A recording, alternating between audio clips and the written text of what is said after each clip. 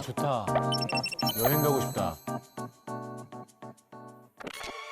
도심 한복판에서 벌어진 충격적인 사건.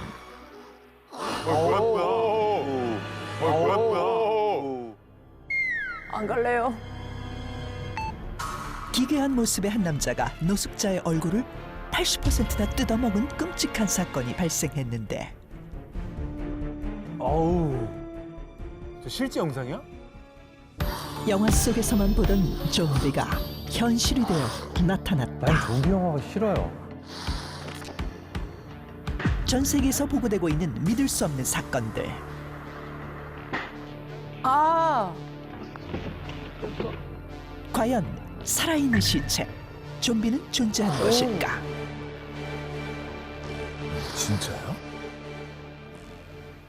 왜 이들은 좀비처럼 행동하게 되었을까?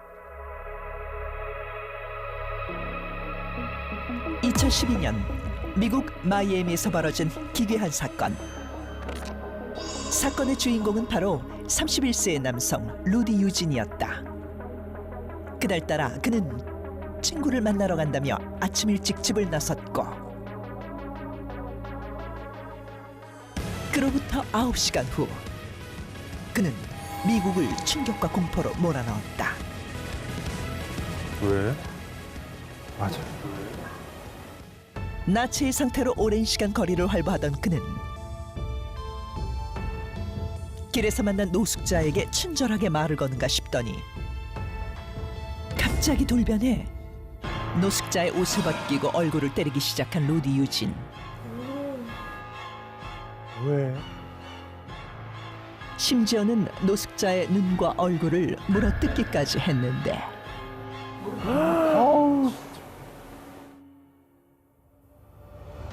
피해자의 저항에도 공격을 멈추지 않았고 그의 공격은 무려 18분 동안이나 계속됐다. 경찰이 도착해 경고했으나 좀비처럼 으르렁대며 또다시 피해자의 얼굴을 물어뜯었는데 물어뜯다고? 왜 그랬대? 결국 경찰이 총을 발포했지만 그는 총을 맞고도 물어뜯기를 그치지 않았고 무려 5발 이상을 맞은 후에야 사망했다. 총을 맞고도 계속. 그러니까. 그에게 눈과 얼굴을 뜯긴 피해자는 간신히 목숨은 건졌지만 두 눈을 영영 잃게 되었고 오 마이 갓. 현지 경찰은 그가 좀비처럼 끔찍한 범행을 저지른 원인으로 신종 마약을 의심했지만 사망한 루디 유진을 부검한 결과 그의 몸속에서는 신종 마약 성분이 발견되지 않았다.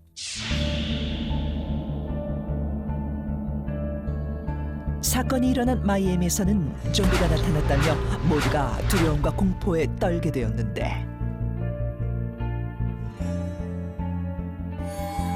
그 후 전 세계에서 연이어 나타난 좀비 사건들.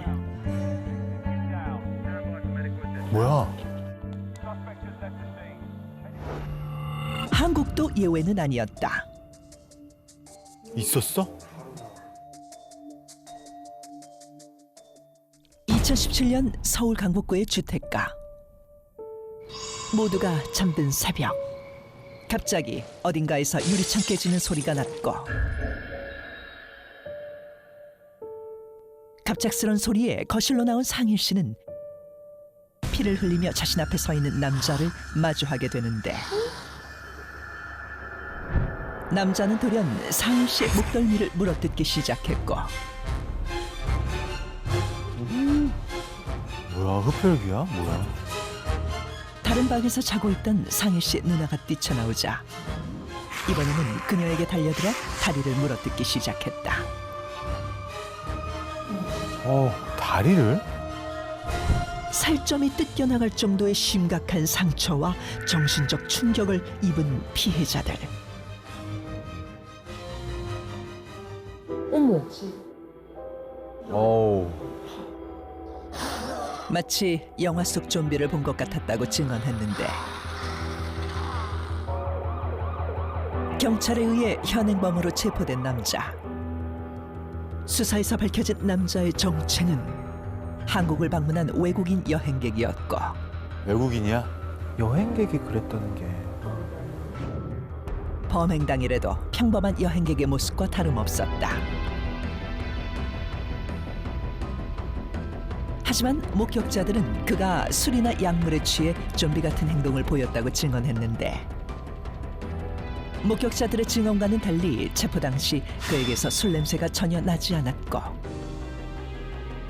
경찰의 간이 시약 검사에서 약물 성분 또한 검출되지 않은 것으로 알려지며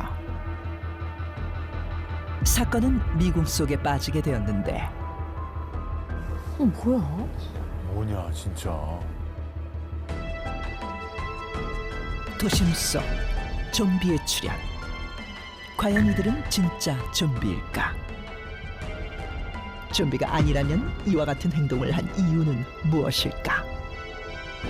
좀비라는 게 정말 존재할까요? 만약에 좀비가 있다면 뭐 과학계나 의학계에서 가만히 있었을까요? 뭐 연구도 하고 그랬을 텐데 그러기에는 아직 너무 조용하고 뭔가 이렇게 사건이 없었던 것 같습니다. 제가 볼 때는 우리가 좀비에 대해서 이야기를 할 때 정의부터 제대로 하고 시작하는 게 중요할 것 같아요. 그러니까 왜냐면 우리가 좀비다라고 하는 거는 영화나 게임이나 여기서 보여지는 모습과 비슷한 행동을 할 때 좀비라고 부르는 건데 이게 정말 죽었다가 살아나서 좀비가 되는 거에 대해서는 저는 그건 있을 수 없다라고 보고 있고 다만 좀비 같은 행동을 보인다. 맞아요. 라고 하는 것은 가능할 수가 있는데 이게 뭐냐면 자기 스스로 어떤 생각하고 스스로를 제어할 수 있는 그러한 의식과 의지가 상실된 상태에서 우리가 본 것 같은 그런 좀비 비슷한 행동을 하는 사람이 있을 수는 있다. 이렇게 보고요.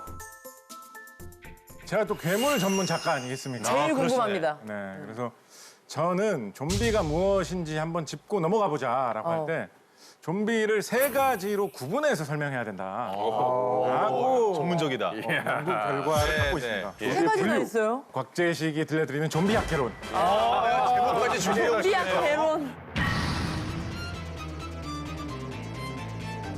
첫 번째 원조 좀비라고 할 수 있는 부두교 좀비가 있습니다. 부두교. 사실 좀비라는 이야기가 여기서 시작된 거예요. 카리브해 지역, 아이티 같은 지역에서는 전통적인 토속 종교의 부두교라고 하는 그런 주술적인 그런 종교적인 믿음이 있었죠. 부두교의 주술사들은 시체를 되살릴 수가 있는데 그렇게 되살아난 시체는 자신의 노예처럼 부릴 수가 있다. 그렇구나. 두 번째 유형의 좀비, 바로 부활형 좀비가 60년대에 등장하게 됩니다. 부활형. 네, 1960년대 말에 나온 아주 기념비적인 공포 영화로 조지 로메로가 감독을 맡은 살아있는 시체들의 밤이라는 영화가 있죠. 무덤 속에 시체들이 살아나가지고 이유 없이 돌아다니면서 사람을 공격하기 시작하는데 거기에 공격을 당하면 그 사람도 좀비가 좀 전염되면서 퍼져나간다. 우리가 지금 좀비 하면 떠올리는 그 내용이 이 영화에서 사실 본격적으로 퍼져나오기 시작한 거죠. 네. 그러다가 최근 들어서 현대에 들어와서 21세기에 들어와서 마지막 좀비. 거기서 좀 더 발전한 세 번째 유형의 좀비. 뭐예요?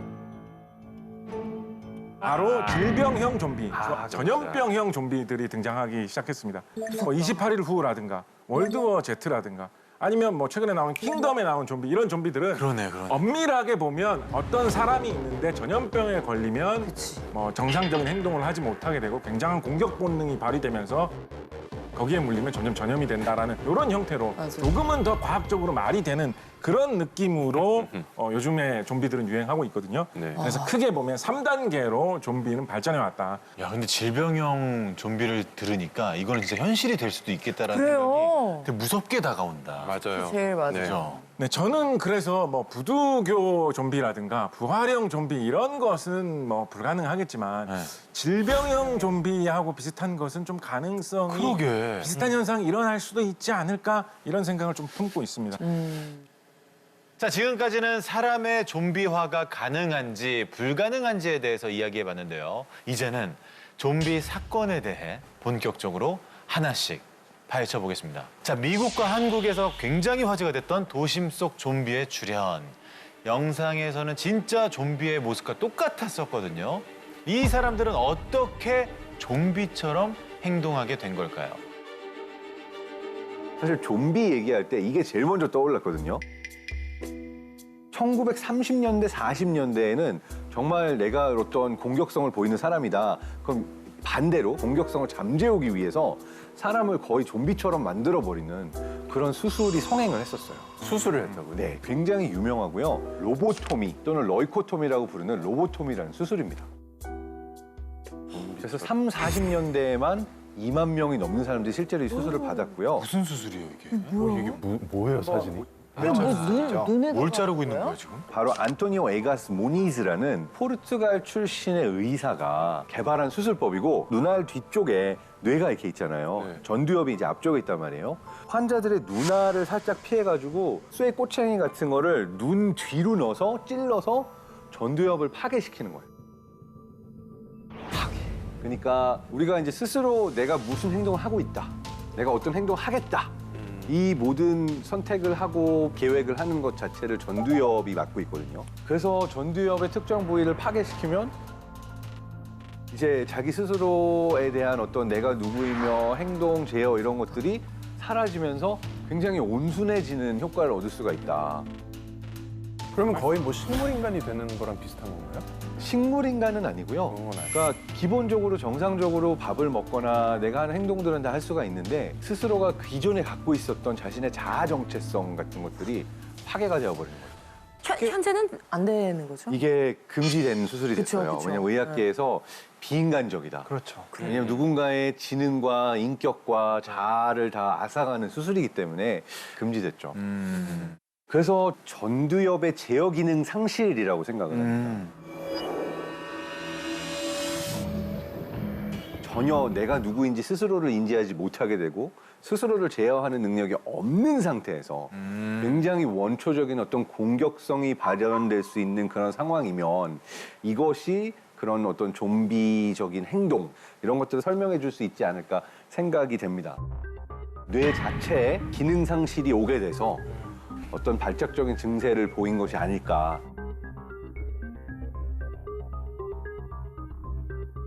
1세에서 3세 사이의 유아들의 경우에 스트레스를 받거나 불안을 느끼거나 불안정한 상태가 되면 파이팅 리플렉스라고 그냥 거의 반사적으로 물어뜯게 되는 그런 반사가 있어요. 그렇구나. 그리고 이런 거를 이 유아들은 아니지만 네. 가끔 주변에 그런 분 없나요? 술 마시면 갑자기 의식을 잃기 전에 무는 막 있어요. 있죠. 저 깜짝 놀랐어요. 당황스러워요. 갑자기 옆에 와서 막 깨무는. 되게 친한 분인데 한번 제 여기를 깨물어가지고 네. 그 뒤로 안 봐요. 너무 아팠어가지고. 난 불안하면 그냥 손톱 뜯거나 이런 뭐 그 정도? 약간 본능적인 공격성의 발현인데 어쨌든 이 바이팅 리플렉스라고 하는 물어뜯는다는 행동 자체는 되게 원초적으로 나타날 수가 있는 행동이에요. 그러니까 보통 3세 이후에는 그러한 게 나오지 않지만 그렇구나. 정말 반사적으로 생각하지 않고 물어뜯는 행동은 나올 수 있다. 그리고 이 행동이 나올 때 대부분 전두엽은 술 때문이건 아니면 싸움 때문이건 어떤 상황이건 제 기능을 잘 하지 못하는 상태다. 사실 현실적으로는 그래도 가장 손쉽게 생각해 볼 수 있는 방법은 제 생각에는 환각성 약물 또는 마약에 의한 정신 환각 상태에서 일어난 것이 아닌가. 알려진 것들을 다 검출을 하는 검출법을 피해서 조정을 하는 거죠. 드러그 디자이너들이 검출이 되지 않도록.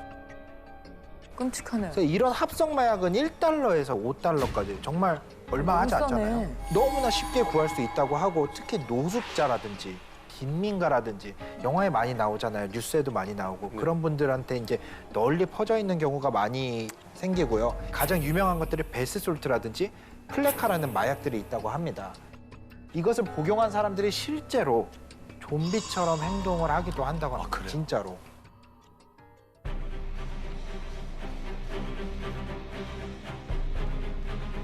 뭐야? 지금 약물에 중독이 된 거죠.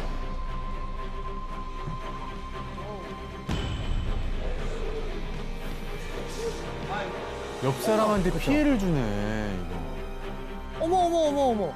어머 아유. 어머 어머 어머 어머. 어머 아유.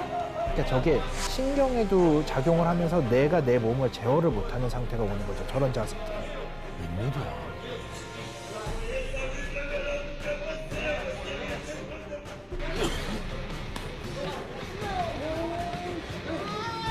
아, 너무 좀 기괴해.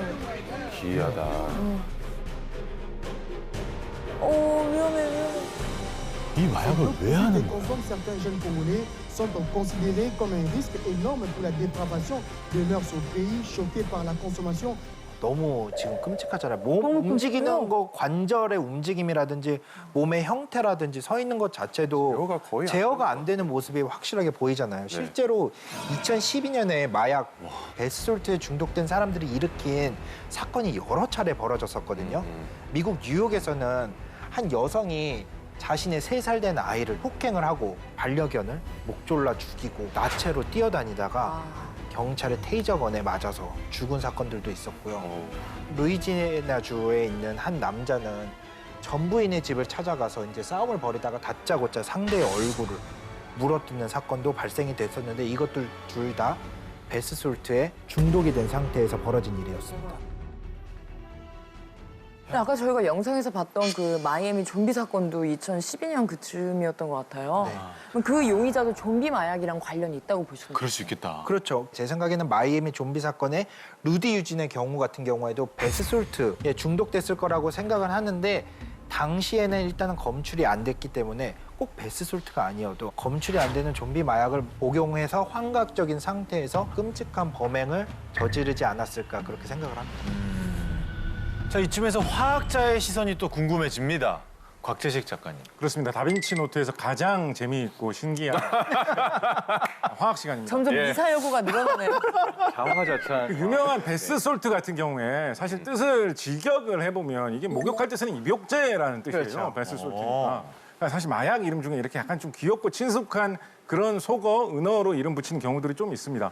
실제로는 합성 카티논, 신터틱 카티논이라고 하는 물질을 베스솔트라고 하는 경우가 많다라고 하는데요.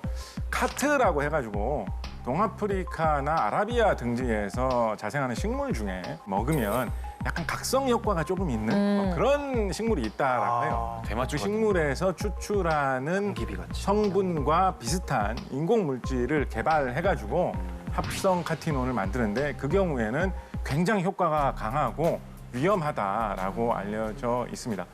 요 물질의 분자 구조를 한번 좀 보면서 살펴보면 이게 더 재밌는데요. 아, 재밌다. 네, 오른쪽에 보이는 것이 카티논인데 보시면 탄소 원자 9개하고 수소 원자 10개 뭐 이런 식으로 이걸 보고 어떻게 탄소 원자 9개고 수소 원자 10개인지 알까요? 이게 신기하지 않습니까? 화학의 세계. 화학이 이런 게 신기하고 재밌어요. 근데 어떻게 9개예요, 지금? 이게 몇 개를 쓰시는 이런 거 알아, 화학을 알아고 이런 거 보고 이러고 이게 이렇네 얼마나 재밌을까요? 이거 잘났어요. 그러니까 어디가 9개인데요? 무슨 뜻인데요? 그런 거 한번 생각해 보자. 우리가 악보 읽을 수 있는 사람 좀 멋있게 보이잖아요. 존박, 이 존박. 화학의 이런 분자 구조를 이해한다는 건 어떻게 보면 이 물질이 들려주는 음악을 듣는 법을 알아요. 물질의 악보예요. 쉽게 생각해서 보시면 그림이 딱 보기에 네. 오른쪽하고 왼쪽하고 좀 꽤 닮아 보이죠. 네. 그러니까 뭐야, 형태가 근데 비슷한데? 오른쪽은 우리가 말하는 베스솔트라고 하는 카티논, 합성 카티논이라는 신종 좀비 마약에 해당하는 것이고 왼쪽에 보이는 것이 바로 메스암페타민입니다. 우리에게 흔히 필로폰으로 알려져 있는 대표적인 마약이죠. 그래서 카티논이, 합성 카티논이 몸속에 들어가면 뇌에서 아마 필로폰과 같은 그런 유사한 효과를 내지 않을까라고 추측을 해보고 있습니다.